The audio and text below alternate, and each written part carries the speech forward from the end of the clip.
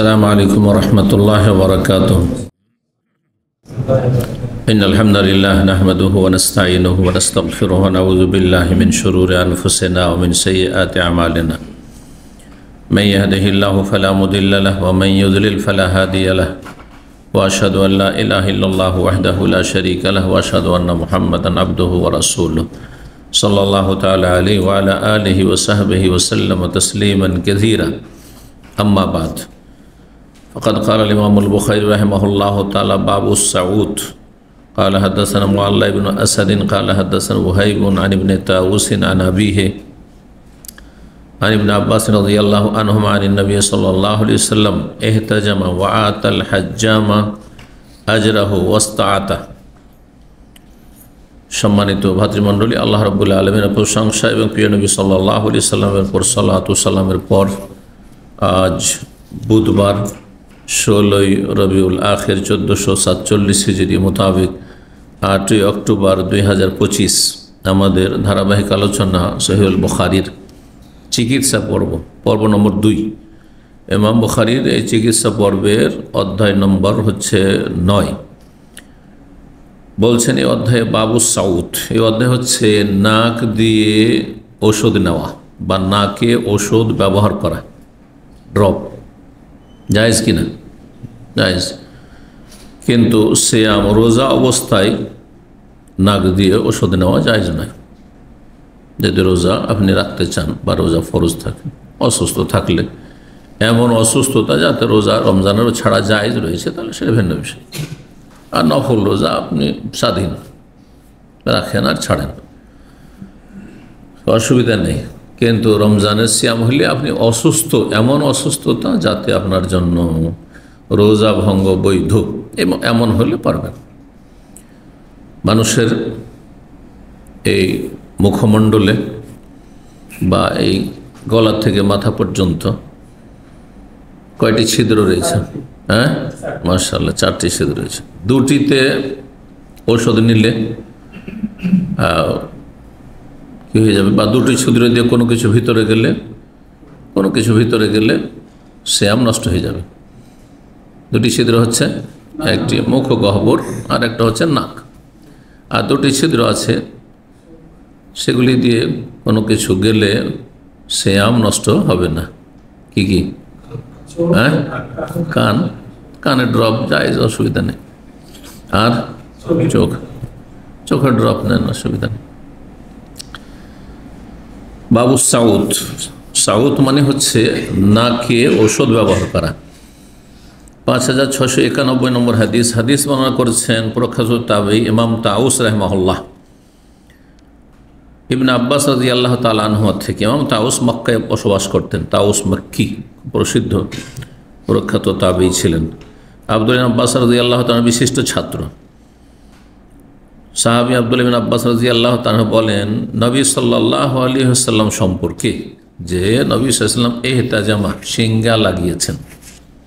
নবী সাল্লাল্লাহু আলাইহি ওয়াসাল্লাম সিঙ্গা লাগিয়েছেন। ওয়া আতাল হাজ্জাম আজরাহু, এবং হাজ্জামকে অর্থাৎ সিঙ্গা যিনি লাগিয়েছেন তাকে তার পারিশ্রমিক দিয়েছেন। তাহলে সিঙ্গার পারিশ্রমিক দেওয়া জায়েজ, দেওয়া যখন জায়েজ তো নেওয়াও জায়েজ। ওয়াস্তাআতা, এবং নাকে ঔষধ ব্যবহার করেছেন, নাকে ড্রপ নিয়েছেন রাসূলুল্লাহ সাল্লাল্লাহু আলাইহি ওয়াসাল্লাম, তো নাকে ঔষধ নেওয়া জায়েজ, প্রয়োজন। এখন এখানে একটি বিষয় শুধু দ্বিমত রয়েছে এতে ওলামাদের, সেটি হচ্ছে, বা পরস্পর বিরোধী হাদিস রয়েছে, তা হচ্ছে সিঙ্গার পেশা এবং তার পারিশ্রমিক নেওয়া, হাজামা করে। এই যে হাজামা সেন্টার আজকাল খুব শুরু হয়েছে, কিন্তু প্রথম দিকে এগুলো শুরু হয়েছিল আরব দেশে, চলে আসছে পরম্পরা ওই আগের যুগ থেকে। আর তারপরে এটা ইউরোপ, আমেরিকা, ওইসব পশ্চিমা দেশে পেশা হিসেবে শুরু হয়, মানে ইনকাম সোর্স হিসেবে আর কি। শুধু পেশা মানে এই নয় যে কারো উপকার করছে, ইনকাম সোর্স হিসেবে শুরু হয়, ইউরোপে, ইংল্যান্ডে আছে। আর তারপরে এটা ইন্ডিয়া, বাংলাদেশে ইদানিং কয়েক বছর থেকে চালু হয়েছে। হেজামা সেন্টার, রুকিয়া সেন্টার, ঝাড়ফুঁক একটা পেশা হিসাবে নেওয়া। এক শ্রেণীর বাতিল আকিদার, হ্যাঁ, শিরকি আকিদার কবিরাজগুলো, ওঝা কবিরাজ এরা করতো এগুলো, পেটের ব্যবসা, ধর্ম ব্যবসা। জি, কিন্তু সেই আকিদা মানহাজের ভাইয়েরা এরা সাধারণত করতো না, এগুলো পেশা হিসাবে নিত না, যে ঝাড়াফুঁক করে ইনকাম সোর্স এটি একটা, এগুলো করতো না। কিন্তু ইদানিং তারাও শুরু করেছে অ্যাকশন নিচ্ছে। জি, আর ভালো অঙ্কের পয়সা নিচ্ছে। একবার রুকিয়া করাতে যান 3,000 থেকে 5,000 টাকা নিচ্ছে। জি, ঢাকাতে এমন কিছু লোক আছে। আমি দু একজনকে জানতাম প্রথম দিকে, দিয়ে পাঠিয়েছি। হ্যাঁ, কিছুদিন পরে যাদেরকে পাঠিয়েছি যে ঠিক আছে যেতে পারে না, ওদের আকিদা ঠিক আছে, অন্তত শিরক বেদাতে নিয়ে যাবে না, তাবিজ তোমার এসব, আর ওই শিরকি মন্ত্রতন্ত্র, জিনের সাহায্য না, ওইসব করবে না। তো সুবহানাল্লাহ বলছি যে টাকা পয়সা দিতে পারছি না ওদের। একবার গেলে 3 থেকে 5,000 টাকা। সহি আকিদার দোহাই দিয়ে ইনকাম সোর্স। তো এই জন্য হেজামার বিষয়টি বিশেষ করে রুকিয়া, তারপরে রুকিয়ার ক্ষেত্রে রুকিয়া উদ্দেশ্য হবে মানুষের উপকার করা, উপকার করা, এই নয় ইনকাম সোর্স, ইনকাম করা। কিন্তু মানুষ যদি সবসময় সেই পেশায় লেগে থাকে, তার পেট আছে, হ্যাঁ, রুজি রোজগার আছে, প্রয়োজন আছে, সুতরাং নিতে পারবে রুকিয়ার পারিশ্রমিক।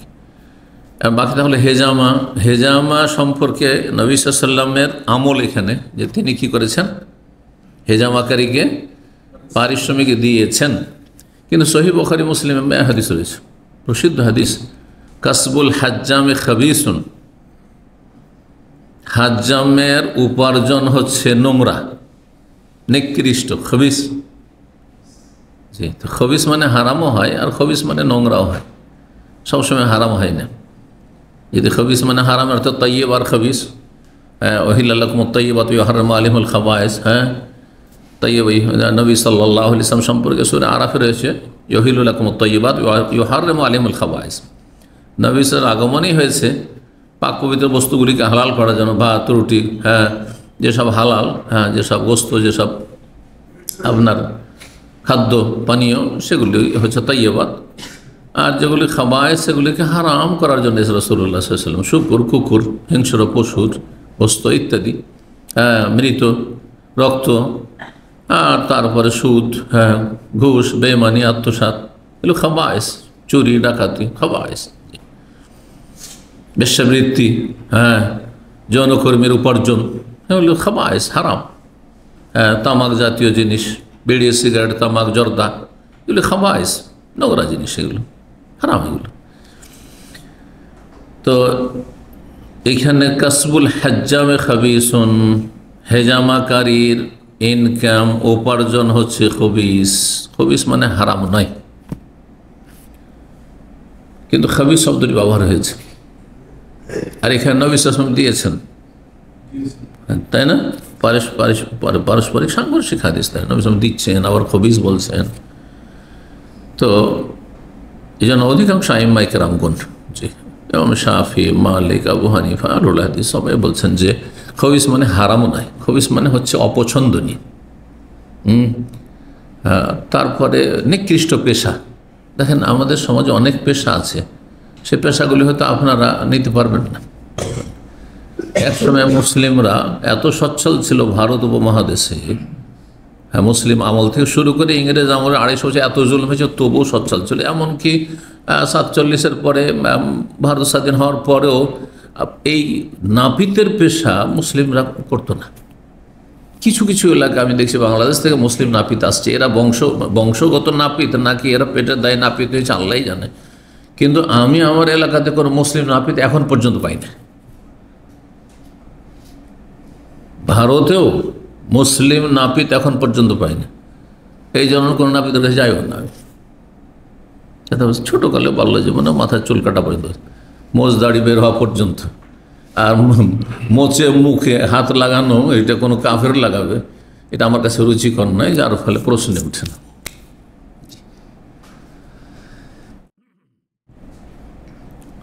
কেন?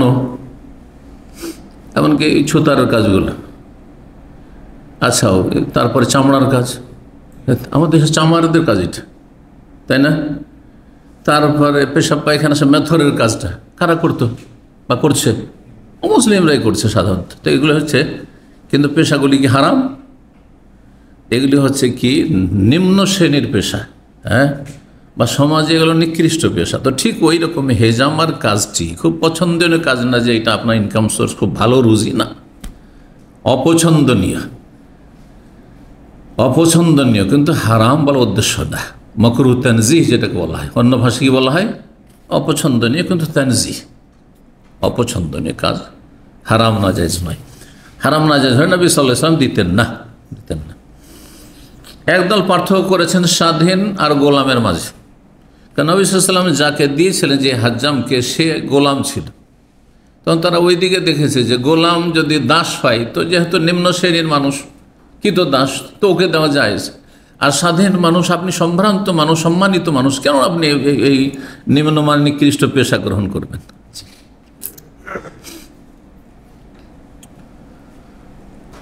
এই ছিল মাসআলা। 10 নম্বর অধ্যায় হচ্ছে বাবু সাউতে বিল কুস্তিল হিন্দি ওয়াল বাহরি।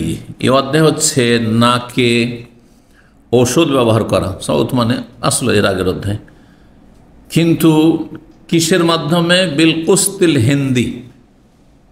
হিন্দি মানে ভারতীয়, ইন্ডিয়ান, হিন্দুস্তানি।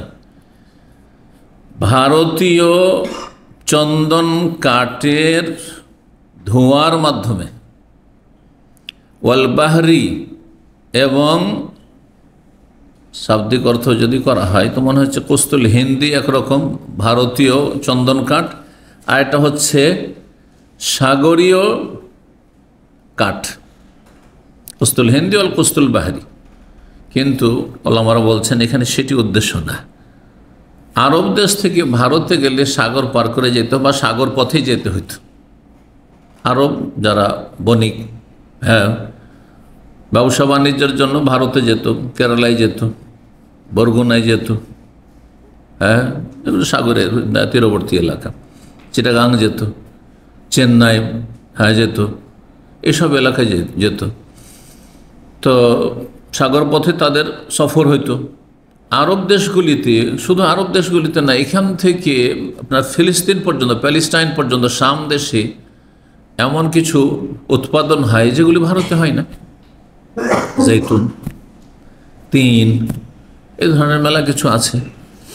তো সেগুলি সেখান থেকে নিয়ে আসত, যাই আরব দেশে বিক্রি হইলো এখানে এমন পর্যন্ত বিক্রি হলো।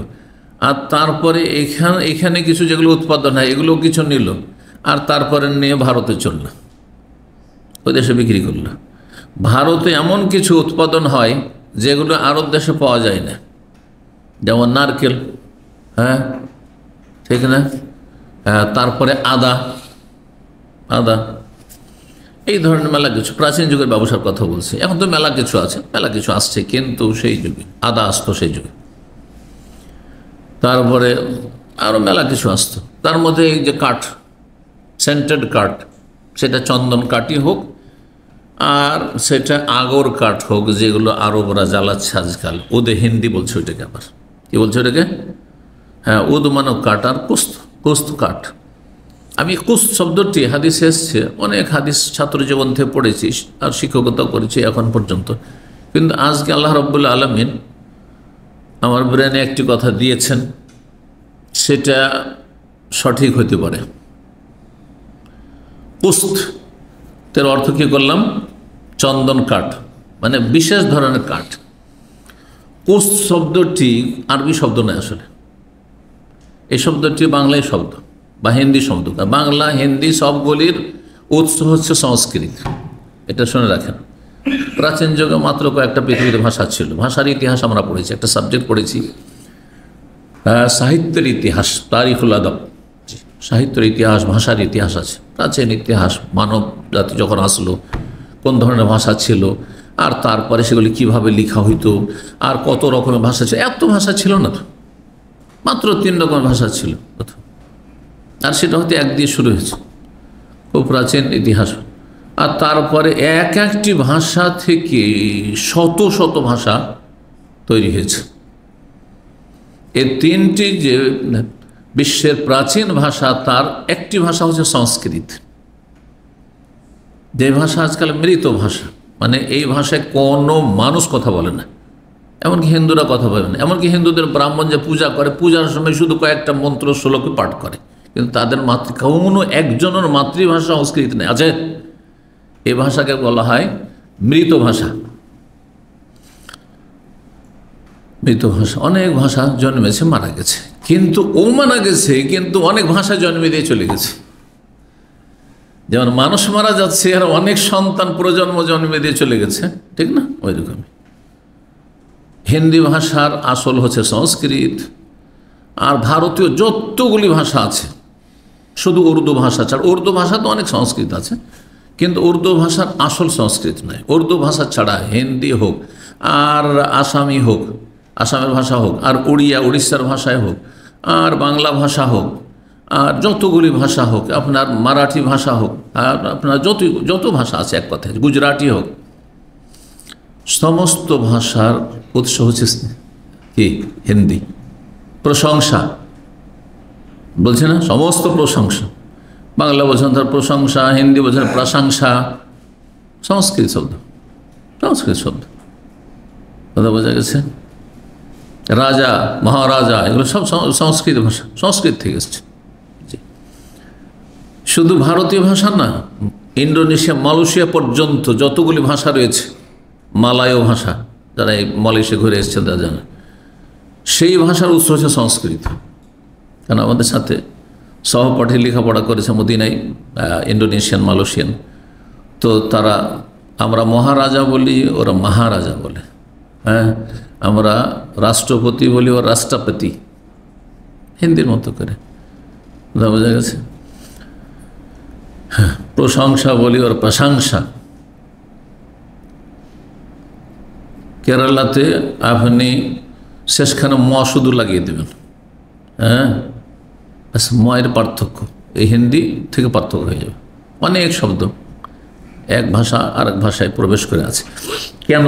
কারণ হচ্ছে এগুলির জন্মদাতা হচ্ছে সব সংস্কৃত। কি বলছিলাম? তো এই কুস্ত শব্দটি এই সংস্কৃত বা ভারতীয় ভাষা থেকে এসছে। এরা গিয়েছে ওখানে, আর ওদেরকে বলতে দেখেছে কাঠ, আর কাঠের আর একটি প্রতিশব্দ হচ্ছে কাষ্ঠ। কাষ্ঠ, কুস্ত, কুষ্ঠ, কাষ্ঠকে কুষ্ঠ করে দেন তো কী হয়ে যাবে? আর ট আরবি তো হয় না, তখন ত হয়ে যাবে, তো কুস্ত হবে না? হবে না? যে কুস্ত, ওই যে কুস্ত।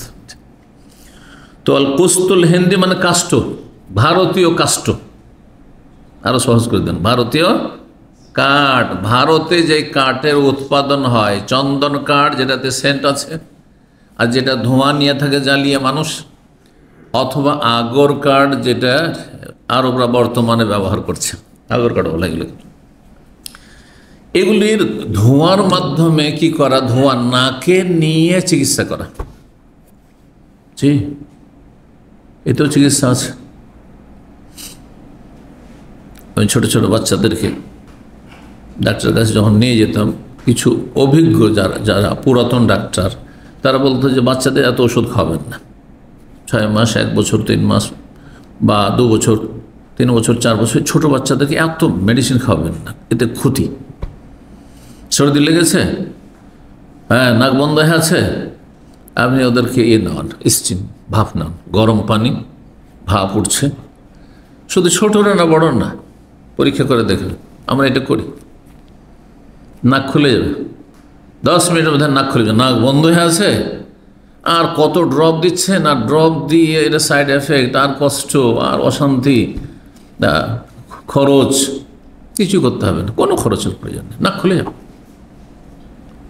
চিকিৎসা তো যেমন ভাপ নিয়ে আপনার সর্দি কাশিতে কাজ আসে, শ্বাসকষ্টতে কাজ আসে, ঠিক তেমনই এই সাউথ নাকে ওই ভারতীয় এমন কাঠ, সেটি চন্দন কাঠ বলে অনুবাদ করা হয়েছে, যেই কাঠটি সাগর পথে আসতো আরব দেশে, এই জন্য কুস্তুলবাহরি বলা হয়েছে। সাগরে সেই কাঠ উৎপাদন হয় না, বরং সাগর হয়ে আরব দেশে আসতো, এই জন্য কুস্তুলবাহরি আর কুস্তুল হিন্দি বলা হয়েছে। এই কাঠ সম্পর্কে বিশেষজ্ঞরা লিখেছেন যে এই কাঠ 2 রকম হয়। একটা কালো হয় রঙের, আপনি গুগলে দেখলে দেখবেন একটা কালো রঙের দেখাচ্ছে, এটা সাধারণত ভারতে।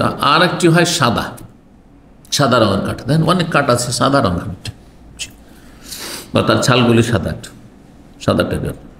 আর কিছু আছে আবার কালো চুকচুকে। তো দুই রকম হয়। এক কথায় সেন্টেড কাঠ, সেটা চন্দন কাঠ হোক, আগর কাঠ হোক, সেই কাঠের ধোঁয়া নাকে নিয়ে চিকিৎসা করা, এ হচ্ছে অধ্যায়। এ কুস্ত বড় কাফ দিয়ে পড়া হয় কুস্ত, আর ছোট কাফ দিয়ে কুস্ত পড়া হয়। যেমন আমরা কাফ আর কাফে বাংলায় পার্থক্য করি না, করি? কোনো পার্থক্য করি না। কিন্তু আমাদের আরবির সাথে একটা সম্পর্ক আছে, তখন গিয়ে পার্থক্য করতে হয় যে কোরআন বলছি, হ্যাঁ, আর কাপড় বলছি, বা কোরআন বলছে আর কাফের বলছি, পার্থক্য করলাম। কিন্তু কি জন্য পার্থক্য? আমার আরবি জ্ঞান আছে সেই জন্য। না হলে সাধারণ মানুষ কোরআন আর কাঠ বলছে না, বলছে না, একই। ছোট কাপ বড় কাপের কোনো পার্থক্য নেই আরবি ছাড়া অন্য ভাষাতে, আমাদের ভাষা। তো দুই রকমে পড়া হয়েছে। ওয়াহুয়াল কুস্ত, সেটাকে কুস্ত বলা হয়, আর কুস্ত বলা হয় যে কাষ্ঠ থেকে। মিসল আল কাফুর, এইরকমই কর্পূরকে আরবিতে কাফুরও বলা হয় আর কাফুরও বলা হয়, ক বলা হয় আর ক বলা হয়। এইরকমই সূরায়ে তাকবীর ইযা শামসু কুওয়ারাতে রয়েছে ওয়াইজা সামাও কোশেতাত, কোশেতাতও রয়েছে ছোট কাফ দিয়ে, হ্যাঁ, কাফে মুহমেলা। ছোট কাফ আমাদের দেশি ভাষায় বলছি, কিন্তু আরবিতে কাফে মুহমেলা, যাতে নোক্তা নেই, নোক্তাবিহীন, আর মোজামা যাতে নোক্তা আছে।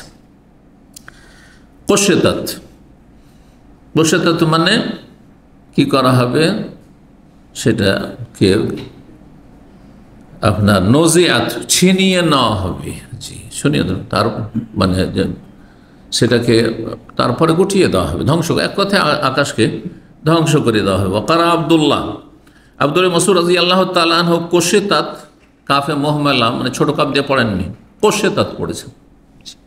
যদি এটা প্রসিদ্ধ কেরাত না, এই তেলাওয়াত করা যাবে না, কারণ তেলাওয়াত শুধু 10 রকম চলবে, তার বেশি নাই। আর বাকি যতগুলো কেরাত রয়েছে 10 রকম কেরাত ছাড়া, তেলাওয়াত ছাড়া সবগুলি সাজ, বিরল কেরাত, সেগুলি জায়েজ নয় তেলাওয়াত করা। 5692 নম্বর হাদিস বর্ণনা করছেন উম্মে কায়েস বিনতে মেহসান, মেহসানের মেয়ে উম্মে কায়েস। তিনি বলেন সামিতুন নবী সাল্লাল্লাহু আলাইহি ওয়াসাল্লাম, নবী সাল্লাল্লাহু আলাইহি ওয়াসাল্লাম বলতে শুনেছি, ইয়াকুল, তিনি বলেন আলাইকুম বিহাদাল উদিল হিন্দি, এই ভারতীয়, এই যে উদ মানে কাঠ, উড মানে লকড়ি, লকড়ি বলেন, লাকড়ি বলেন, হ্যাঁ বলেন একটা, লকড়ি না লাকড়ি? লাকড়ি, কোনো কোনো অঞ্চলে লাকড়ি বলে, কিন্তু বাংলা মানে কিন্তু গোল করে বলা। বাংলার সাথে হিন্দির পার্থক্য এইখানে, একই শব্দ হিন্দিতে বলছেন প্রশংসা, আর বাংলায় বলছেন প্রশংসা। হ্যাঁ, আকবর আর আকবর। আমাদের গ্রামে একজন মাস্টার ছিল, প্রাইমারি মাস্টার, আর আমার ও প্রাইমারি বাংলার মাস্টার, বাংলা পড়িয়েছে। তো বাংলা দিয়ে সে ইসলাম শিখেছে, বাংলা চটি বই থেকে নামাজ শিখেছে। তো আজানও করতো আল্লাহু আকবর, আল্লাহু আকবর, এরকম আজান দিত। আরে ভাই, আজান দিচ্ছেন আপনি, আরবিতে দিচ্ছেন, সুতরাং আকবর বলতে হবে। আপনি ছেলের নাম আকবর ডাকছেন, সেটা আলাদা কথা, কিন্তু আপনি আজান দেবেন আল্লাহু আকবর বলে, চলবে? তো বাংলা, ওই আমাদের উর্দু ভাষী সাথী সঙ্গীরা ছিল, বেনারসে পড়েছি, তো ওরা আমাদেরকে নিয়ে একটু হাসি রসিকতা করতো। বাংলা খুব সহজ, কি করে বলছে, বাঁশটাকে একটু মোটা করে দাও, মানে গোল করে দাও। শুধু আমাদেরটাকে কি করতে হবে, তারকিক করতে হবে কেরাতের ভাষায়, তারকিক মানে চিকন করে বলতে হবে উর্দু হিন্দি, আর বাংলাকে কি করতে হবে, তাফহিম করে দিতে হবে, মানে একটু গোল করে দিতে হবে। এত সহজ, এত সহজ কি আর ভাষা হয়? কিন্তু বলার একটা ভঙ্গিমা আর কি এই। তো যাই হোক, উম্মে কায়েস বিনত মেহসান বলছেন যে আমি নবী সাল্লাল্লাহু আলাইহি ওয়াসাল্লাম বলতে শুনেছি আলাইকুম বিহাদাল উদিল হিন্দি, তোমরা, তোমাদের জন্য আবশ্যক, আলাইকুম মানে ইলজামু, তোমরা ধারণ করবে, তোমাদের জন্য আবশ্যক মানে তোমরা এটা অবলম্বন করিও। বেহাদাল উদিল হিন্দি, এই ভারতীয় কাঠ, ভারতীয় চন্দন কাঠের ধোঁয়া তোমরা চিকিৎসা হিসাবে নাকে নিও, এর মাধ্যমে বিভিন্ন রোগের চিকিৎসা হবে। ফাইন্না ফিহি সাবআত আশফিয়া, এতে 7 রকমের রোগের চিকিৎসা রয়েছে। সাবাত আশফে, আশফে শেফাউনের বহু বচন। 7 রকম রোগ ভালো হবে এই কাঠের ধোঁয়ায় কি হবে? 7 রকমের রোগ ভালো হবে। ইউস্তাতু বিহি মিনাল উযরাতি, তার 2টি রোগের কথা এখানে উল্লেখ করেছেন নবী সাল্লাল্লাহু আলাইহি ওয়াসাল্লাম। একটি রোগ হচ্ছে যে সেটা নাক দিয়ে নেবে, মিনাল উযরাতি, শ্বাস নালীর ঘায়ের চিকিৎসার জন্য। শ্বাসনালীতে যদি ব্যথা হয়, ছোট বাচ্চাদের শ্বাসনালীতে কি হয়ে যেত, আপনার তালুতে অথবা জিভে ফোড়ার মতো হয়ে যেত বা ফুলে যেত, হ্যাঁ, আর তাদের প্রচণ্ড ব্যথা হইতো, আর বাচ্চারা খুব চিৎকার করে কান্না করতো। ছোট ছোট বাচ্চারা অনেক সময় কান্না করে, মায়েরা বুঝতে পারেন না এত কেন কান্না করছে, এত কেন কান্না করছে। তো এক শ্রেণীর লোকেরা ভাবে যে জিনের সমস্যা, শুধু জিনেরই সমস্যা, মনে হয় আমাদের বাড়িতে কোনো রকমের কেউ কিছু করেছে, এগুলো চিন্তা করে। অথচ এছাড়া আরও মেলা রকমের আপনাকে অনুমান করা উচিত যে এটাও হইতে পারে, এটাও হইতে পারে, ওটাও হইতে পারে। অনেক সময় কানের ব্যথা হয়, ছোট বাচ্চা বলতে পারে না, বাক শক্তি নেই, সর্দি লেগেছে, কানে ব্যথা করছে, দেখুন। তারপরে দেখা যাচ্ছে যে খুব বাচ্চা কান্না করেছিল, তারপরে কান গলে গেছে, পরীক্ষিত জিনিসগুলো। অনেক সময় কোষ্ঠকাঠিন্য, পায়খানা ক্লিয়ার হয় না। আপনাদের পেটে ব্যথা হয় না? হ্যাঁ, তো কোষ্ঠকাঠিন্য, পায়খানা ক্লিয়ার না হওয়ার কারণে তার পেটে ব্যথা করছে, ও বলতে পারে না, কান্না করছে শুধু।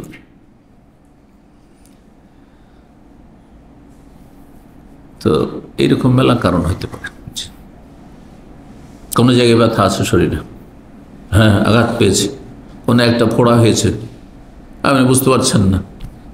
তো ওই রকমই একটি রোগ হয়তো বাচ্চাদের বিশেষ করে উযরা বলা হয়, সেটা তালুতে অথবা জিভে ঘা।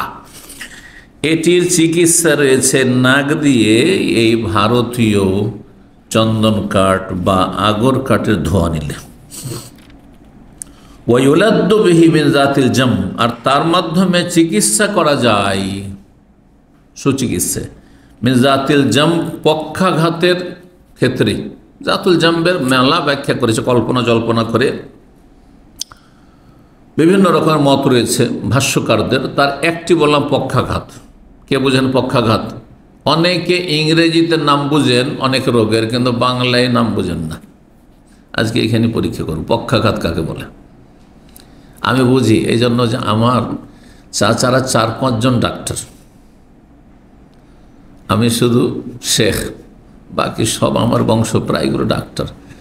তো আমার বড় চাচা রাহিমাহুল্লাহ তাআলা আব্দুস সালাম দেওবন্দে একসময় পড়েছেন, মাদ্রাসাও পড়েছেন, কলকাতা আলিয়াতে পড়েছেন, তারপরে হোমিওর ভালো ডাক্তার, বায়োকেমিকের লেখক, বইয়ের লেখক। আমি এগুলো কেন বলতে পারি এখান থেকে, তো ওনার লেখা বই পড়তাম। তারপরে এমনি বংশগত আমার আব্বাও, ওই যে ভাইয়েরা ডাক্তার, তো আমার আব্বাও খানিকটা জানতেন। তো সবসময় যে মাদ্রাসা থেকে আসলে এটা পড়ো, এই বই পড়ো, ওই পড়ো, এই করতাম। তো একটু একটু করে ওই জন্যই জানি। জি, তো কি বলছিলাম? হ্যাঁ, পক্ষাঘাত। তো বাংলায় ওই যে আপনার বায়োকেমিকে শুধু 12টা ওষুধ রয়েছে, হোমিওতে এত বেশি ওষুধ নেই। 12টা ওষুধ দিয়ে সমস্ত রকমের চিকিৎসা আছে। তো বায়োকেমিকের বই আমি অনেক পড়েছি ছাত্র জীবনে। তখনকার যুগে তো মোবাইলের ফেতনা ছিল না, আর টিভিরও ফেতনা ছিল না, এমনকি রেডিওরও ফেতনা ছিল না, কিছুই ছিল না বাড়িতে। তো কাজ কি? পড়াশোনা আর ঘুম আর খাওয়া দাওয়া ছাড়া কোনো কাজই নেই। তো আরবি মাদ্রাসায় আরবি পড়ে পড়ে পড়ে তো যথেষ্ট আরবি পড়ে নিয়েছি। এখন ছুটিতে আসার পরে এগুলি করতাম, বাংলা পড়ছি, ডাক্তারি বই পড়ছি, এই করে পড়াই জীবন ছিল আলহামদুলিল্লাহ, পড়ার পরিবেশও ছিল। তো ওই থেকে জানি আর কি যে পক্ষাঘাত, তখন থেকে জানি পক্ষাঘাত কোন রোগকে বলা হয়। ইংরেজিতে খুব সহজ, অনেকে জানেন, প্যারালাইসিস। এই যে দেখে বলছেন, কিন্তু সামনে মোবাইল খুলেছে, প্যারালাইসিস সবাই বুঝেন তাই না? প্যারালাইসিস বুঝেন না? হ্যাঁ হ্যাঁ,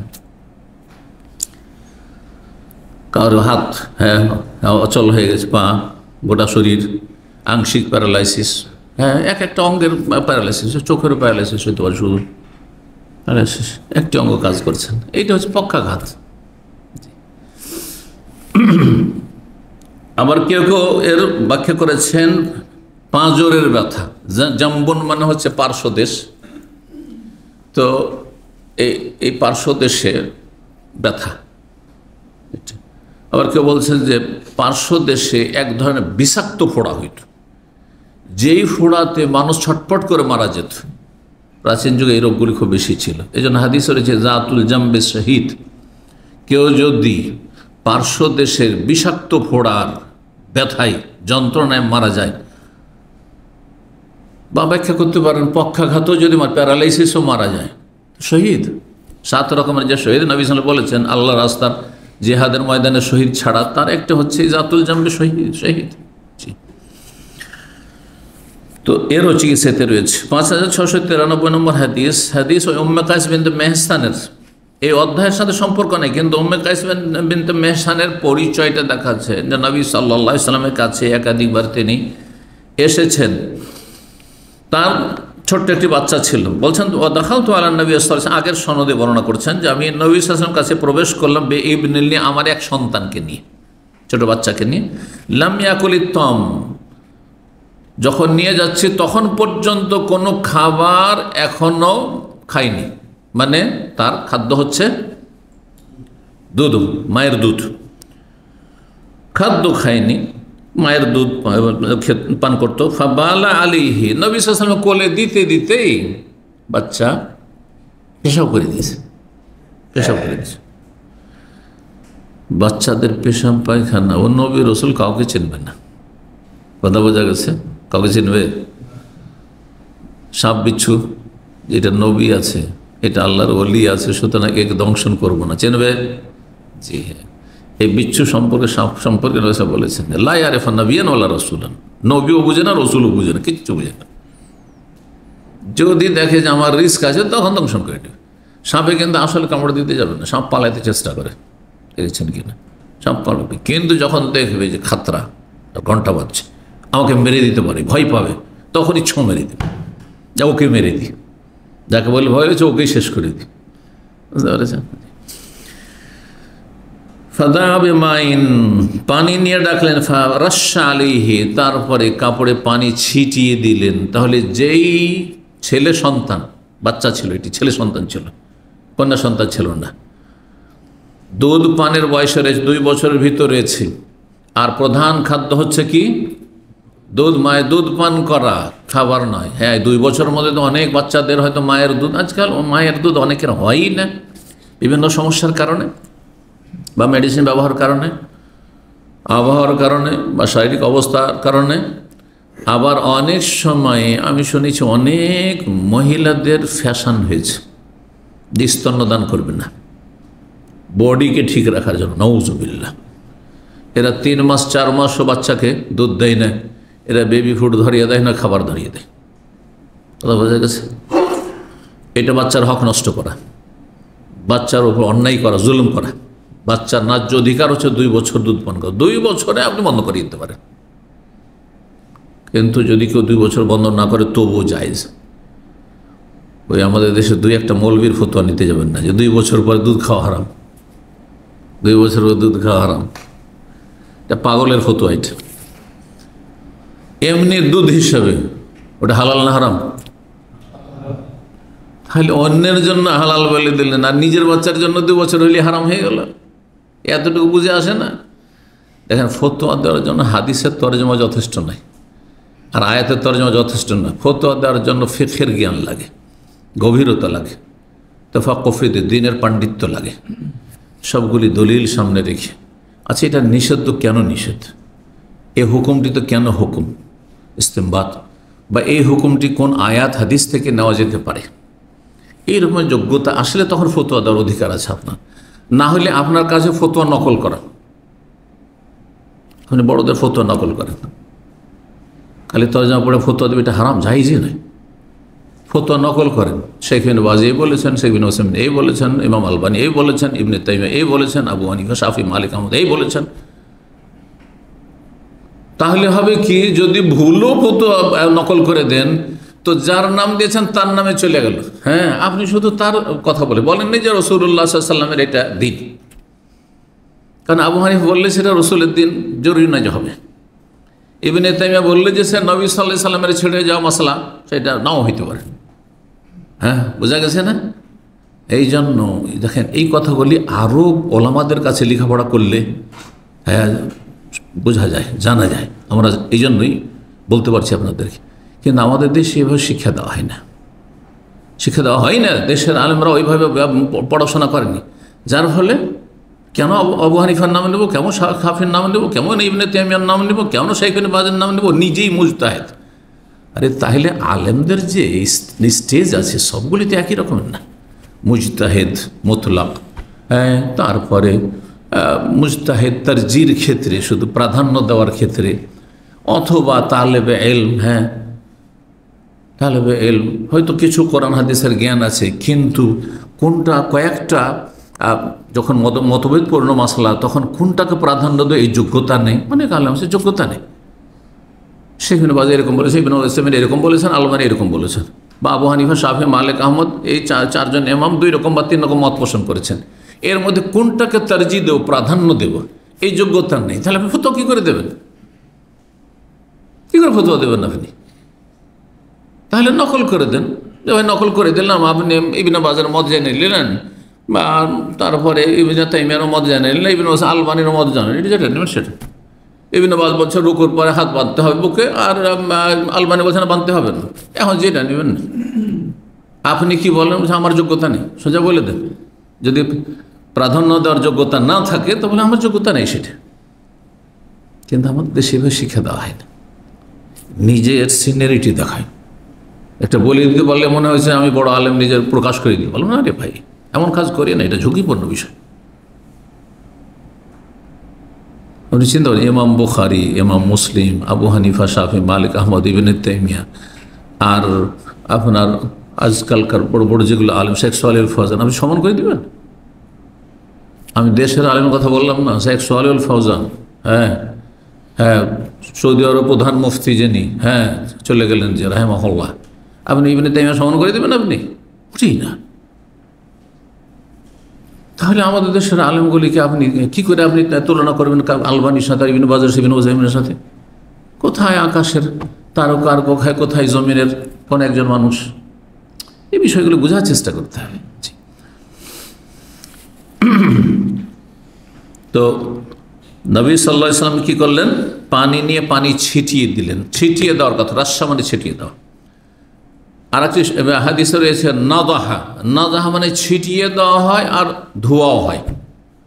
এই জন্য এই ক্ষেত্রে দ্বিমত হয়েছে যে ছেলে সন্তান যদি দুধ পানের অবস্থায় থাকে 2 বছরের ভিতরে, আর দুধ পানি তার মূল খাদ্য, তাহলে পেশাব করে দিলে কাপড় ধুইতে হবে না পানি ছিটিয়ে দেওয়া যথেষ্ট? পানি ছিটিয়ে দেওয়া যথেষ্ট, কিন্তু হানাফি মাযহাবে নাই। আপনি ফতোয়া দিলেন এই হাদিসের আলোকে, হ্যাঁ, ইমাম শাফির মত, অন্যান্য ইমাম আহমদের মত, আর আহলে হাদিসদের মত। কিন্তু আবু হানিফা, হানাফি মাযহাব বলছেন না, ছেলে হোক আর মেয়ে হোক ধুইতে হবে। তো রাস্সা ছিটিয়ে দেওয়ার হাদিস আমল করে না তারা। কি করে? এই হাদিসকে উপেক্ষা করে, হয়তো এই হাদিস পৌঁছেনি, আমি যে অস্বীকার করছে, বলবো না যে অস্বীকার করেছে, আইম্মা কেরাম সম্পর্কে এরকম কথা বলবো না।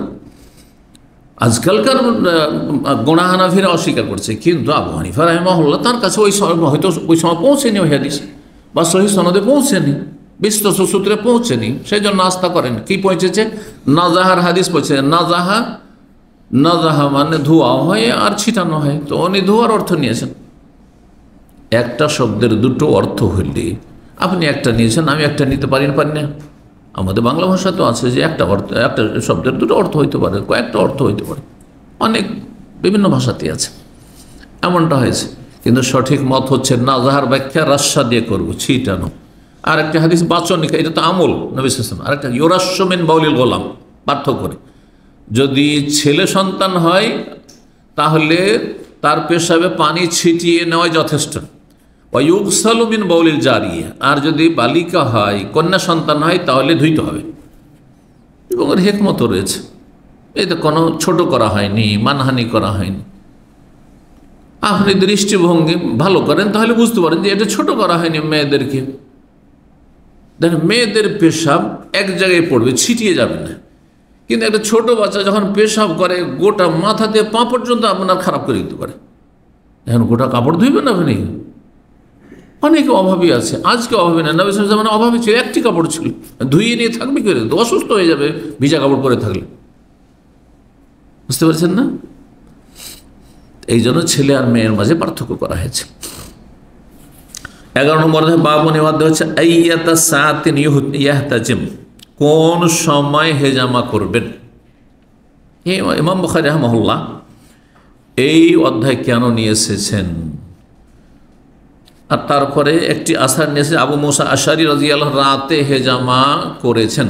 তাহলে জরুরি নয় যে দিনে লাগাইতে হবে হেজামা, চোখে দেখে ভালো করে লাগান, রাতে লাগায়েন না, কি জানি অন্ধকার আছে। আগে যুগে তো এরকম লাইটের ব্যবস্থা ছিল না দিনের মতো, তো রাতে যখন লাগিয়েছেন সেই জামানায়, হ্যাঁ, যখন ভালো লাইটের ব্যবস্থা থাকতো না সেই সময়, তাহলে যে কোনো সময় যায়, সকালে লাগান, দুপুরে লাগান, বিকেলে লাগান। কিন্তু যারা বিশেষজ্ঞ তারা বলেছেন ভরা পেটে লাগালে কেমন হবে, আর তারপরে মানুষের ক্লান্তির সময় লাগালে কেমন হবে, হ্যাঁ, খুব ক্ষুধার্ত আছেন ওই সময় লাগালে কেমন হবে। তো কিছু কিছু অবস্থা আছে যেগুলি তারা অ্যাভয়েড করতে বলেছেন, তো সেগুলি ঠিক আছে, হ্যাঁ, সায়েন্টিফিক যেগুলো সেগুলো ঠিক আছে। কিন্তু কিছু হাদিস রয়েছে অমুক বারে লাগাবে না, অমুক বারে লাগাবে, এই মর্মে বেশ কিছু হাদিস রয়েছে, সবগুলি প্রায় জয়ীফ, দুর্বল। এই জন্য ইমাম বুখারী রাহিমাহুল্লাহ সেই হাদিসগুলি কিছু নিয়ে আসেন। জি, ইবনে মাজাহ একটি হাদিস রয়েছে, দারাকুতনি রয়েছে, হাদিসগুলি জয়ীফ। জি,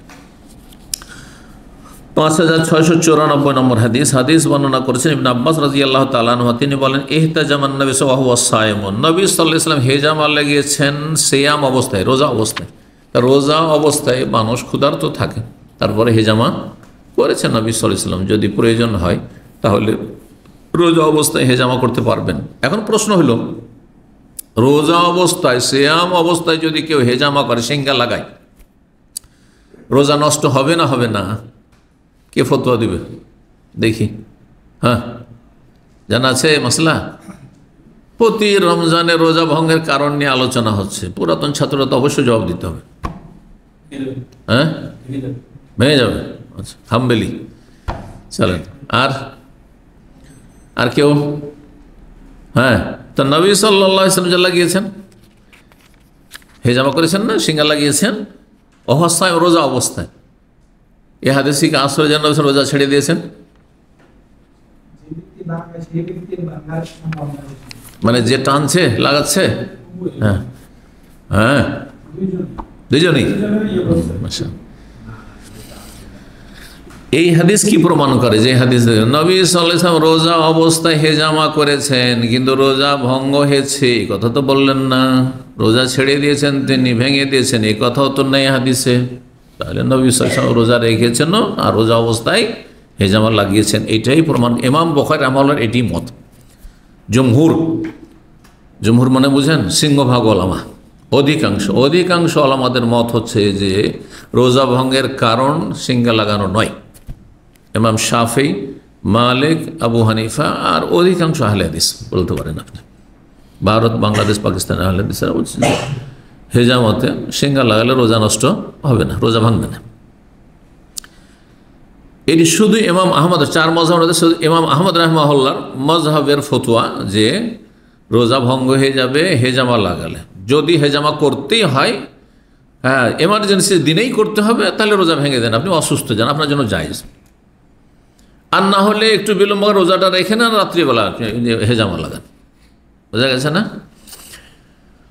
তো সহিহ বুখারীর হাদিস দলিল হচ্ছে অধিকাংশ ওলামাদের যে নবী সাল্লাল্লাহু আলাইহি ওয়াসাল্লাম রোজা অবস্থায় হেজামা লাগিয়েছেন এবং রোজা ভাঙেননি। রোজা ভাঙলে হাদিসে উল্লেখ থাকতো।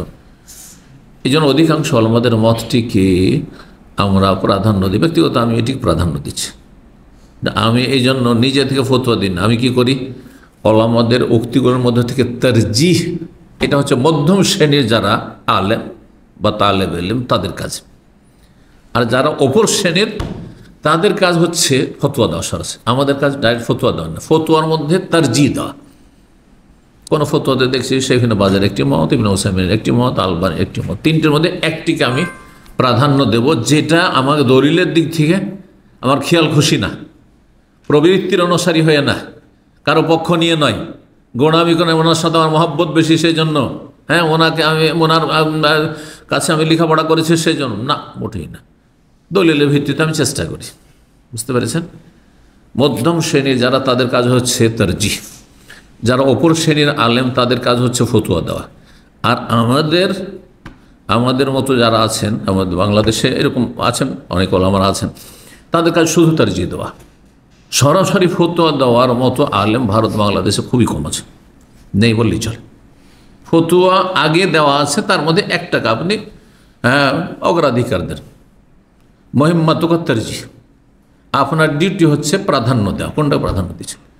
রোগীতে ওইটা বুকে হাত বাঁধবো না ছেড়ে দেবো?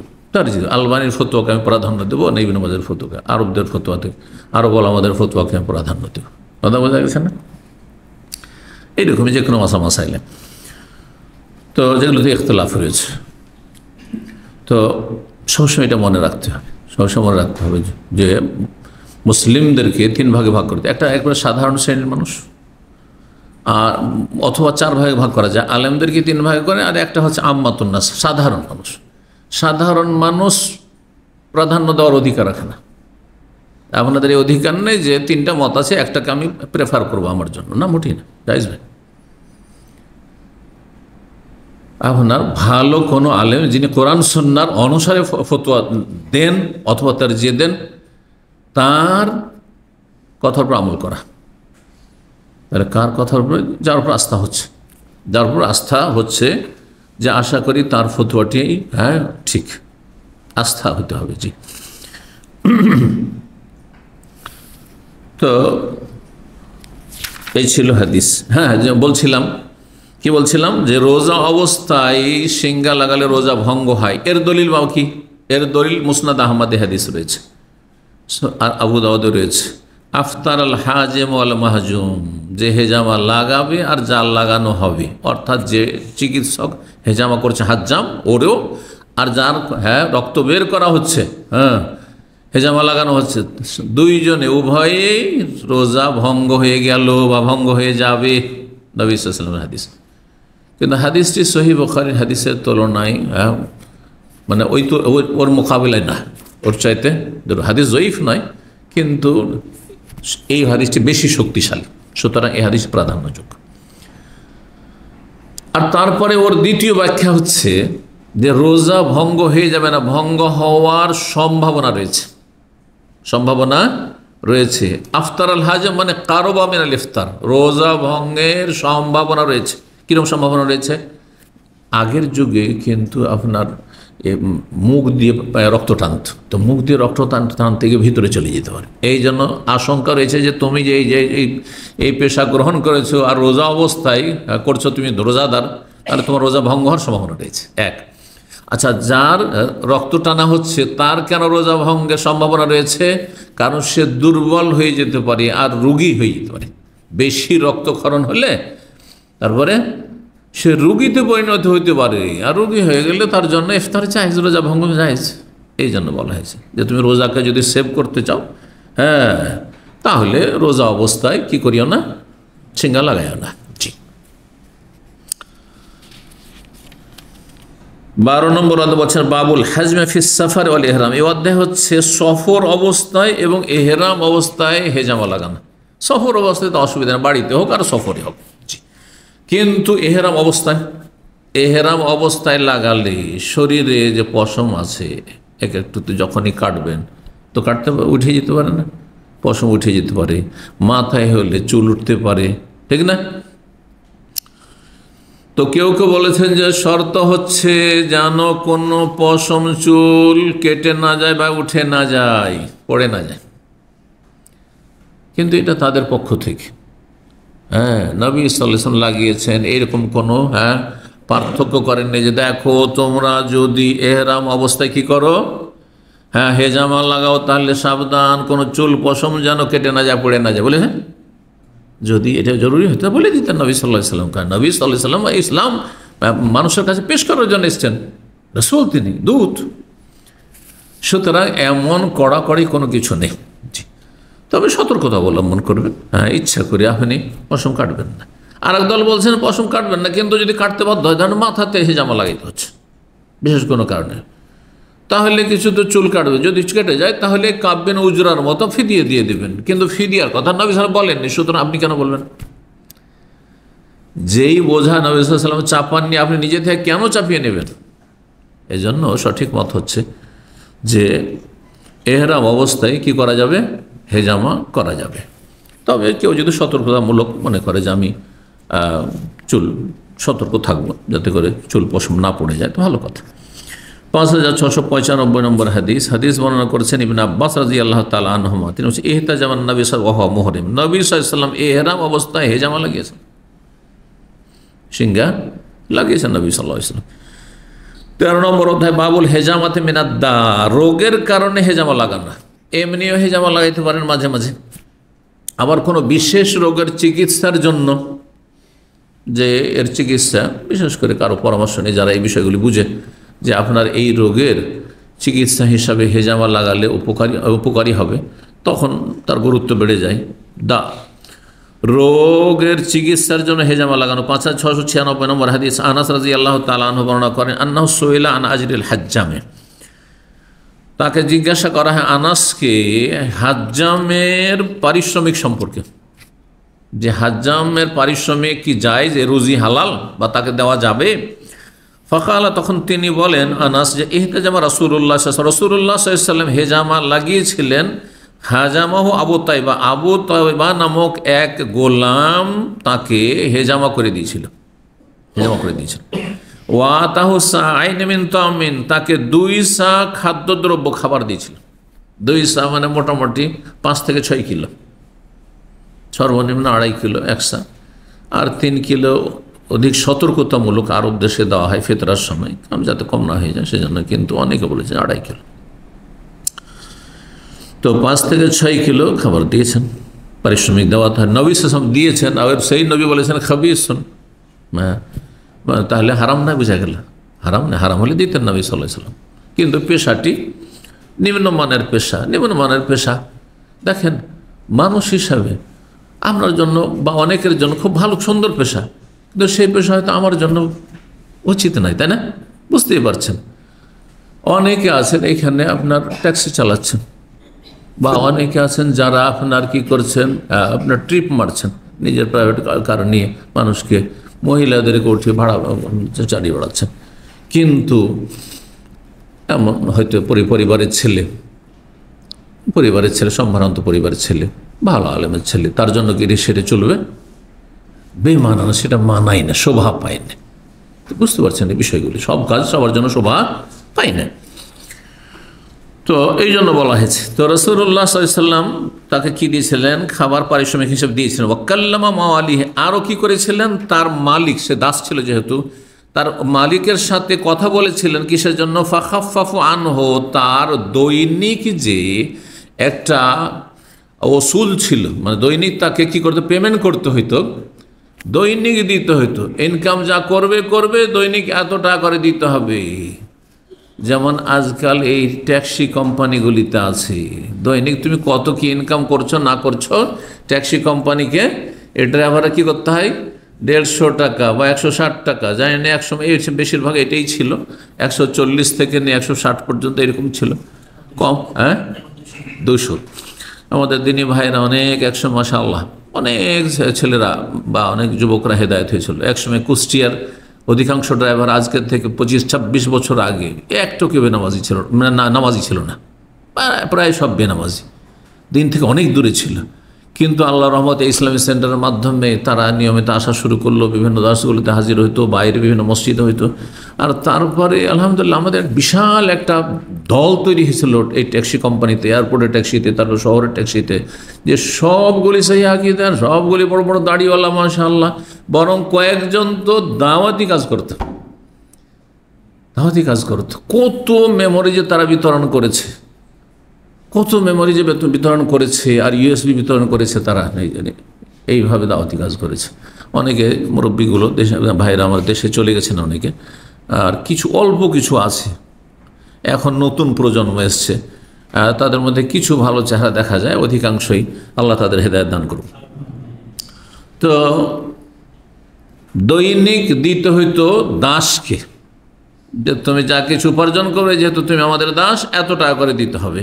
তো নবী সাল্লাল্লাহু আলাইহি ওয়াসাল্লাম কথা বলেন যে দেখো তোমাদের দাস এ ভালো মানুষ, হ্যাঁ আমার হেজামা করে দিয়েছে, আর তোমরা মুসলিম, সুতরাং তার প্রতিদিন এত টাকা করে চাইছো, এটা তার জন্য কষ্টকর হয়েছে, একটু হালকা করে দাও।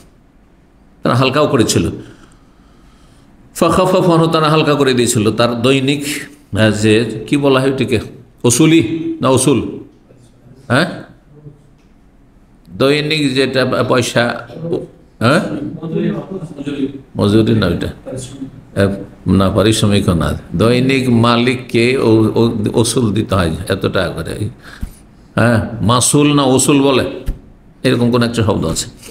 হ্যাঁ কি না ভাষা জানেন না তো, দৈনিক আজকালকার ভাষায় যে যারা কফালাতে আছেন, এদিক সেদিক ডানে বামে কাজ করছেন, মাসে 500 টাকা করে দিচ্ছেন, যদি এই কফালা জায়েজ নয়, এই কফালার পেশা জায়েজ নয়। যারা খাচ্ছে হারাম, সেখানে হোসেন রাহমাহুল্লাহর ফতোয়া রয়েছে, এবং যারা দিচ্ছেন স্বেচ্ছায় এইভাবে, সেটাও হারাম। কারণ সরকার অনুমতি দিচ্ছে না যে এইভাবে লোক নিয়ে আসো আর ফ্রি রাস্তাঘাটে ছেড়ে দাও আর ইনকাম করে তোমার পেট ভরো,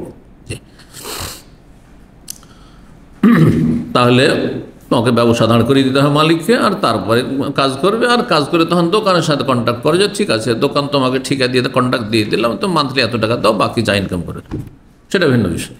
একটা পয়সা খরচ করে শুধু লোক নিয়ে এসে ছেড়ে দিল, আমালা সাহেবা রাস্তাঘাটে ছেড়ে দিল, আর কত পেরেশানি ওঠাচ্ছে, কত কষ্ট হচ্ছে, আসামের কাঠগড়ায় হাজির হচ্ছে, আবার ছুটিয়ে নিয়ে আসছে, অথবা চলেই গেল, ফিঙ্গারপ্রিন্ট দিয়ে চলে যেতে হলে বেচারাকে আর জীবনও আসতে পারবে না, বড়ই জুলুম এগুলো। জি,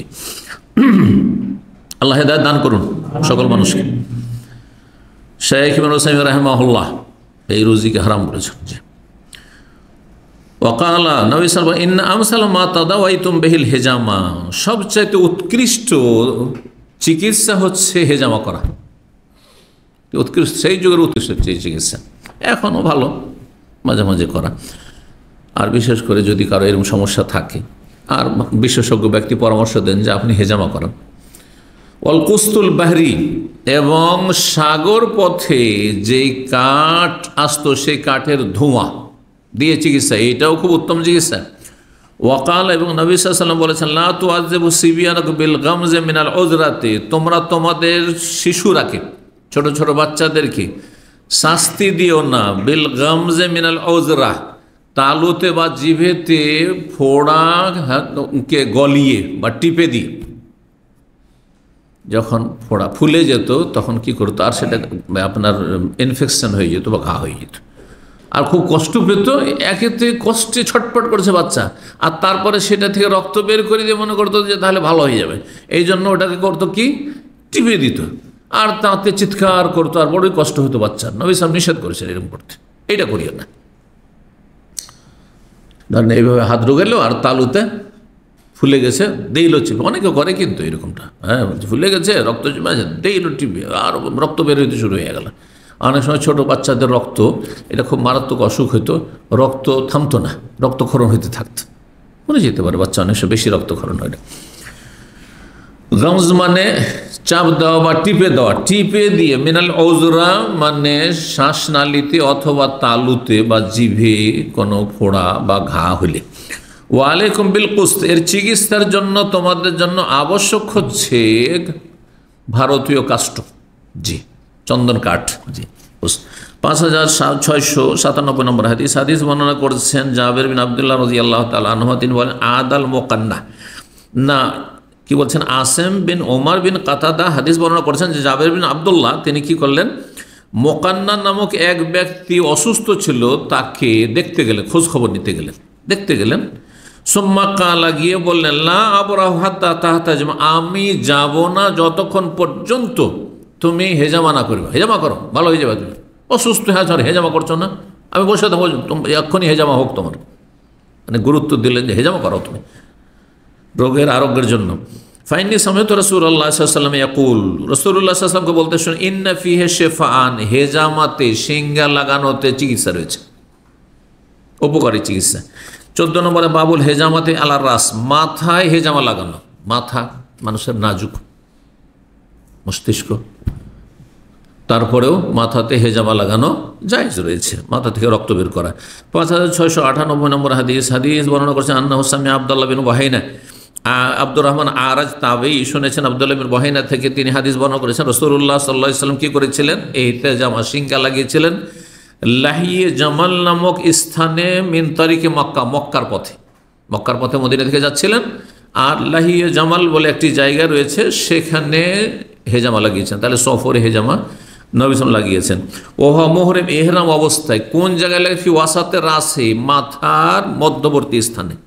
হ্যাঁ, মাথার মধ্যবর্তী স্থানে মগজ রয়েছে, মস্তিষ্ক রয়েছে, সেখানেও লাগিয়েছেন, সেখান থেকে রক্ত বের করেছেন।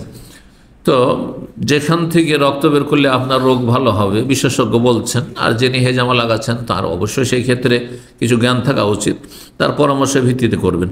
5699 নম্বর হাদিস বর্ণনা করছেন ইবনে আব্বাস রাদিয়াল্লাহু তাআলা আনহুমা বলছেন আন্না রাসূলুল্লাহ ইহতাজামা ফি রাসে, রাসূলুল্লাহ সাল্লাল্লাহু আলাইহি ওয়াসাল্লাম মাথায় হেজামা করেছেন, মাথাতে হেজামা লাগিয়েছেন। 15 নম্বর অধ্যায় হচ্ছে বাবুল হাজমি মিনাশ শাকিকাতি ওয়াস সুদা। এই অধ্যায় হচ্ছে হেজামা লাগানো আধকপালি রোগে আর পুরো মাথার ব্যথায়। আধকপালি বুঝেন? একসময় আধকপালি রোগ আমরা ছোটোতে খুব শুনতাম, এখন আর বলে না, শুধু ভাই মাথার ব্যথা, আর তো প্যানাডোল আর ফিফাডোল তো পেয়েছে, তো মাথার ব্যথা হলে নিরো প্যানাডোল। আর কিছু লোক প্যানাডোল খেতেও কিডনি নষ্ট করে ফেলেছে। না, পেন কিলিয়ার ওষুধ খুব বেশি খাবেন না, যেগুলোতে ব্যথা নিরাময় হয় এই ওষুধগুলি এত বেশি পরিমাণে ব্যবহার করবেন না, এর ক্ষতির দিক অনেক বেশি রয়েছে। অনেকে খালি পেটে খায়, হিতে বিপরীত, খালি পেটে ব্যথার ওষুধ খেতে নেই, পেটে আপনার গ্যাস্ট্রিক হয়ে আলসার হয়ে যেতে পারে। তো শাক্কুন অর্ধেককে বলা হয় শাকিকা। আধকপালি বুঝেন না? আধকপালি বুঝেন? অর্ধেক মাথাতে ব্যথা করতে, এইদিকে ব্যথা করছে, এদিকে ব্যথা করে না, ওইটাকে আধকপালি বলা হয়, শাকিকা। আর সোদা হচ্ছে হেডাক, পুরো মাথার ব্যথা বিভিন্ন কারণে হয়ে থাকে, একজন এক একটা কারণ হয়ে থাকে। 5700 নম্বর হাদিস বর্ণনা করছে ইবনে আব্বাস রাদিয়াল্লাহু তাআলা আনহু বলছেন ইহতাজামা নবী সাল্লাল্লাহু আলাইহি ওয়াসাল্লাম ফি রাসে, নবী সাল্লাল্লাহু আলাইহি ওয়াসাল্লাম মাথায় হেজামা লাগিয়েছিলেন। ওয়া হুয়া মুহরিম, ইহরাম অবস্থায়, মিন ওয়াজইন কানা বিহি, তার অসুস্থতার কারণে বা ব্যথার কারণে, বেমাইন একটি পানি এর এলাকায়, মানে একটি এমন এলাকায় যেখানে পানি পর্যাপ্ত পরিমাণে ছিল, মানে নিচু এলাকা ছিল, পানি জমে থাকত। ইউকাল লাহু, সেই জায়গার নাম ছিল লাহিও জামাল, মক্কার পথে। 5701 নম্বর হাদিস ইবনে আব্বাস রাদিয়াল্লাহু তাআলা আনহু বর্ণনা করে রাসূলুল্লাহ সাল্লাল্লাহু আলাইহি ওয়াসাল্লাম হেজামা করেছেন ওয়া মুহরিমুন, ইহরাম অবস্থায়, মাথায়, মিন শাকিকাতিন কানাত বিহি, নবী সাল্লাল্লাহু আলাইহি ওয়াসাল্লামের আধকপালির সমস্যা, মানে অর্ধেক মাথায় ব্যথা করছিল, অর্ধেক মাথায় ব্যথা ছিল। 5702 নম্বর হাদিস মনে হচ্ছে জাবের ইবনে আব্দুল্লাহ রাদিয়াল্লাহু তাআলা তিনি বলেন সামিআতুন নবী সাল্লাল্লাহু আলাইহি ওয়াসাল্লাম, এখন আমি নবী সাল্লাল্লাহু আলাইহি ওয়াসাল্লাম বলতে শুনেছি, ইন কানা ফি শাইইন মিন আদুয়াতিকুম খায়রুন, তোমাদের কোনো ঔষধে যদি কল্যাণ থাকে তাহলে এই ওষুধগুলোতে, এই চিকিৎসায় কল্যাণ রয়েছে। হাফিজ শারবাতে আসালিন, মধু পান করাই কল্যাণ রয়েছে, বরকত রয়েছে, চিকিৎসা রয়েছে। আও শারতাতে মেহজাম, অথবা সিঙ্গা লাগানোতে। আও লাজআতিন মিন্নার, অথবা আগুনে লোহা গরম করে দাগানোতে। ওমা ওহিবান আক্তাউইয়া, তবে আমি গরম লোহা দিয়ে দাগানোকে পছন্দ করি না আমার উম্মতের জন্য, অন্য রেওয়ায়েত যেমন রয়েছে এটি অপছন্দনীয়। যদি নিরুপায় হন যে এর ছাড়া অন্য কোনো বিকল্প চিকিৎসা নেই এর চাইতে ভালো, তাহলে করতে পারেন। 16 নম্বর অধ্যায় বাবুল হালক মিনাল আজা, কোনো যদি কষ্টদায়ক কিছু থাকে, মাথা ফেটে গেছে, মাথায় ঘা হয়ে গেছে, মাথায় উকুন হয়ে গেছে, মাথার চুল কাটতে হচ্ছে, তাহলে মাথা মুন্ডন করতে পারেন আপনি। মাথা মুন্ডন হজ উমরার জন্য এমনি মাথা মুন্ডন যখন তখন করবে না কাজে না, এটি অপছন্দনীয়। কারণ এটি খারেজিদের, প্রাচীন যুগে আলী রাদিয়াল্লাহু আনহু জামানায় যে খারেজি জঙ্গিরা বেরিয়েছিল তাদের লক্ষণ মাথা নেড়া। শোকের সময় মাথা নেড়া হারাম, হিন্দুরা করে, ক্রিয়াকর্ম বলে ওরা ওদেরকে, ওদের ভাষায়, বুঝেন না? কেউ মারা গেছে তখন কি করে? মাথা নেড়া করে, ক্রিয়াকর্ম তাদের। তো শোকের সময় হারাম, আর বিনা কাজে হজও যাননি, উমরাও যাননি, হ্যাঁ, আর আপনি দাম্মামে বসে বসে মাথা নাড়া করছেন যখন তখন, আপনি এটি মকরুহ বলেছেন ওলামারা, অপছন্দ। কেন? এটি খারিজি জঙ্গিদের লক্ষণ, চরমপন্থীদের লক্ষণ। আমাদের তবলিগ হুজুররা কী করে? সব মাথা নাড়া। কিন্তু কি বলে জানেন? একটা জাল কথা তাদের মাঝে আছে। জাল ধর্ম যেহেতু ওদের, জাল কথা আছে। কি জাল কথা জানেন? আলী রাদিয়াল্লাহু তাআলা আনহু নাকি জানাবাতের ভয় ফরজ গোসলে যদি একটা চুল যদি শুকনো থেকে যায় তো জাহান্নামে যেতে হবে। সুতরাং নাকি আলী রাদিয়াল্লাহু তাআলা মাথায় কোনো চুলই রাখতেন না, আর ওরা আলীর সুন্নত পালন করছে। বুঝতে পেরেছেন? একেবারে জাল কথা। প্রথম কথা, আলী রাদিয়াল্লাহু তাআলা আনহু সম্পর্কে কোনো সহিহ সূত্রে এটা প্রমাণ করতে পারবেন না। তারপরে আলী রাদিয়াল্লাহু তাআলা আনহুকে মানবেন না, তার রসুলকে মানবেন? চিন্তা করুন তো, আপনি রসুলের উম্মত। তারপরে আপনি কি ভাবতে পারেন যে রাসূলুল্লাহ সাল্লাল্লাহু আলাইহি ওয়াসাল্লাম চুল রাখছেন, বড় বড় চুল রাখছেন, ওখানে ভয় লাগছে না যে চুল শুকনা থেকে জাহান্নামে যেতে হবে? আবু বকর রাখছেন, ওমর রাখছেন, উসমান রাখছেন, আর আলীর ব্যাপারে জালিয়াতি করলেন, আর তিনি বেশি পরজি হয়ে যাবেন নাকি? আশ্চর্য কথা। এগুলো চরমপন্থা আসলে। এই জন্য খারিজিদের লক্ষণ যেটি আমি তবলিগি আলোচনাগুলি 2005-06 যে করেছি না, তো সেখানে আমি এইটা পয়েন্ট করছি। এই খারিজিদের লক্ষণ, চরমপন্থার লক্ষণ এদের মধ্যে আছে। আর চরমপন্থার একটা দিক হচ্ছে এত গোড়ামি, ব্লাইন্ড হয়ে যাওয়া, ধর্মান্ধ হয়ে যাওয়া, কারো কথা শুনবে না। যতই আয়াত বলেন, হাদিস বলেন, না, আমাদের মুরব্বীদের কাছে যেতে হবে, মুরব্বীর কাছে যেতে হবে। যদি বলেন ওদেরকে শিক্ষা দেওয়া হচ্ছে, তোমাদেরকে কেউ যদি তোমাদের বিরোধীরা কোনো সময় কোনো প্রশ্ন করে কোনো উত্তর দেবে না, একবার এড়িয়ে চলবে। আর আয়াত ফিট করে দিচ্ছে, বলছে ও আরে জানিল জাহিলিন, মূর্খদেরকে এড়িয়ে চলো। আর এরা সব মূর্খ নাকি? অথচ তারাই মূর্খ, মূর্খরাই চিল্লা কাটতে যায়। আমার ছাত্র জীবনে যখন আমার 19-20 বছর বয়স, সেই সময় বিদেশি তবলিগি ভাইদের দেখা নসিব হয় আমার। দেশে থেকে, হ্যাঁ, ইন্ডিয়া বাংলাদেশে থেকে বিদেশি তবলিগি দেখতে পাবেন, এটা তো খুব কম। ওই হেড জায়গায় যেতে হবে, কাঁকড়াইল যেতে হবে, তাই বাংলাদেশ। পাকিস্তান হয়ে রায়গঞ্জ যেতে হবে, আর দিল্লি গেলে নিজামুদ্দিন বা বড় বড় জায়গায় যেতে হবে। তো বেনারসে তখন লেখাপড়া করতাম 1985-86। আর সেই সময় একবার গেলাম আপনার আজমগড়। আজমগড়ে মোবারকপুর বলে একটি জায়গা আছে, শেখ সফিউল মোবারকপুরি শহর। তো ওই শহরে গিয়ে দেখি যে একটি মসজিদ, বড় মসজিদ রয়েছে দেওবন্দীদের, আর ওখানে বিদেশি কিছু তবলিগ এসছে, চিল্লা এসছে, মালয়েশিয়ার লোক, সিঙ্গাপুরের লোক, হ্যাঁ, ইন্দোনেশিয়ার লোক। তো বিদেশি জীবনে দেখিনি, কৌতূহল হলো, ছাত্র জীবন। তো আমার সাথে একজন ছিল যে খুব ইংলিশে এক্সপার্ট ছিল, ইংলিশ স্পিকিং করতে পারতো।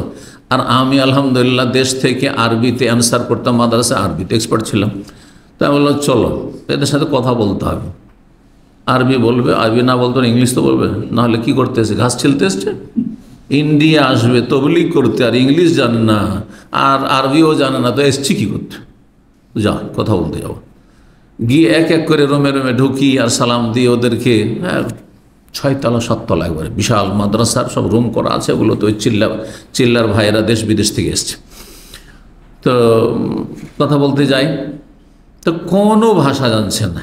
আরবি বলতে লাগলাম, একজনও কেউ আরবি জানে না। তখন আমার সঙ্গে বললাম, যখন তুমি ইংলিশ, তো ও মাদ্রাসা পড়ে, কিন্তু ইংলিশটার ওর ইন্টারেস্ট ছিল, ছাত্র জীবন ভালো ইংলিশ বলতো। তো ইংলিশ ও বলতে লাগলো, তাও বলতে পারে না, সামান্য ভাঙা 2-1টা শব্দ। তখন আমরা ইশারা ইঙ্গিতে বললাম যে তাহলে আপনারা এসছেন কেন ইন্ডিয়া? ইন্ডিয়া এসে লাভটা কি?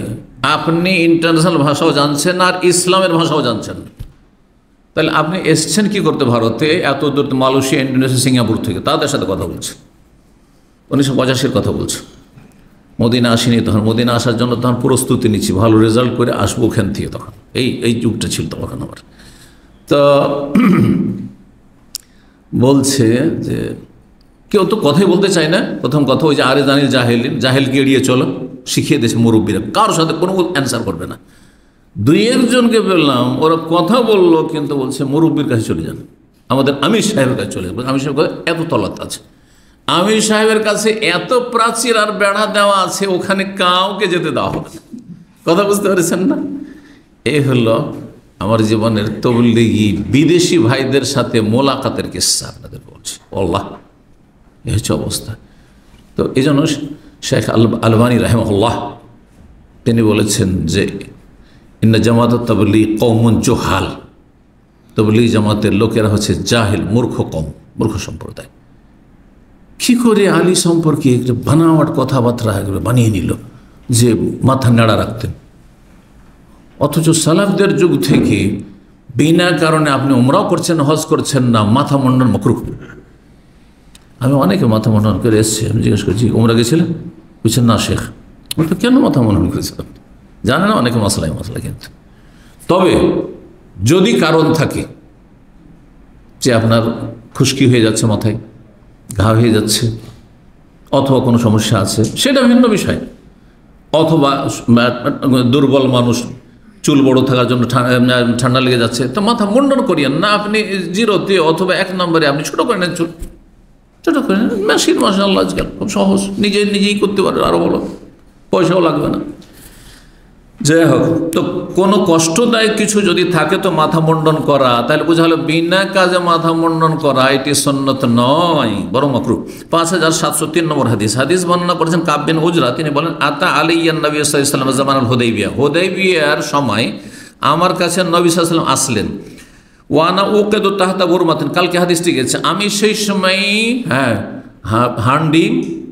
হাঁড়ি আমরা বলি, তাই না, হাঁড়িও বলে অনেকে, কিন্তু তো ডেগ বল সবচেয়ে ভালো, ডেগের নিচে চুলা জ্বালাচ্ছিলাম, মানে আগুন জ্বালাচ্ছিলাম, রান্না করছিলাম। ওয়াল কামলু ইয়াতানাসার আলা রাসি, আর আমার মাথা থেকে উকুনগুলি সব বিক্ষিপ্ত হয়ে প্রবাহিত, গোটা শরীরে মাথা থেকে বইছে। ফাকালা, নবী সাল্লাল্লাহু আলাইহি ওয়াসাল্লাম এই দৃশ্য দেখে বলে আইউজিকা হাওয়ামুকা, তোমার উকুনে তোমাকে খুব কষ্ট দিচ্ছে মনে হয়। কুলতু, আমি বললাম হ্যাঁ ইয়া রাসূলুল্লাহ, খুব কষ্ট হচ্ছে আমার। কালা ফাহলেক, তুমি মাথা মুন্ডন করে নাও, এহরাম অবস্থায় আছেন। ওয়াসুম সালাসা, 3 দিন রোজা রাখো, না হয় আতেম সিত্তাতান, 6 মিসকিনকে খাবার খাও, আর না হলে অনসাক নাসিকাতেন, একটি কোরবানি জবাই করো, দম, আর তুমি গরিব মিসকিনকে খাইয়ে দাও। কালা আইয়ুবুল্লাহ আদির বাইয়াতিহিন্না বাদা, আমার মনে হচ্ছে না যে কোনটা দিয়ে শুরু করে কোনটা আগে বলেছেন, কিন্তু এই 3টি বলেছেন। কোরআনের আয়াত রয়েছে মর্মে, ফামান কানা মিনকুম মারিজান আও বিহি আযামির রাসি ফাফিদিয়াতুম মিন সিয়ামিন, রোজা, আও সাদাকাতিন, অথবা সাদাকা, আও নুসুক, অথবা কুরবানি। তো গতকালকে বলেছি যে সিয়াম হলে কয়টি? 3টি। এই যে হাদিস চলে আসলো ওই আয়াতের ব্যাখ্যা, শুধু ওখানে শুধু সিয়াম রয়েছে, এখানে 3 রোজা রাখতে হবে। আর যদি সাদাকা করেন তাহলে কি, এই যে সিত্তা মানে 6 মিসকিনকে, আর না হলে নুসুক মানে হচ্ছে আপনি একটা দম দিয়ে দেন। জি, এখানে আজকের আলোচনা শেষ করি, কারণ এরপরে যে হাদিসটা আসছে বেশ লম্বা আসছে। আল্লাহ রাব্বুল আলামিন আপনাদের সময়ে বরকত দান করেন, আপনাদের হায়াতে বরকত দান করেন, এবং ভালো কাজের আল্লাহ তৌফিক দান করেন, ভালো মজলিসে বসার তৌফিক দান করেন, বরকতপূর্ণ জীবন দান করেন, এবং আল্লাহ রাব্বুল দিন, দুনিয়া, রুজি সব কিছুতে আল্লাহ বরকত দান করেন, এবং দুনিয়াতে আখিরাতে আল্লাহ সম্মানিত করেন, জান্নাতুল ফিরদৌস দান করেন আমাদের সকলকে। রব্বানা আতিনা ফিদ দুনিয়া হাসানা ওয়া ফিল আখিরাতি হাসানা ওয়া কিনা আযাবান নার। সুবহান রাব্বিকা রাব্বিল ইজ্জাতি আম্মা ইয়াসিফুন ওয়া সালামুল মুরসালিন ওয়াল হামদুলিল্লাহি রাব্বিল আলামিন।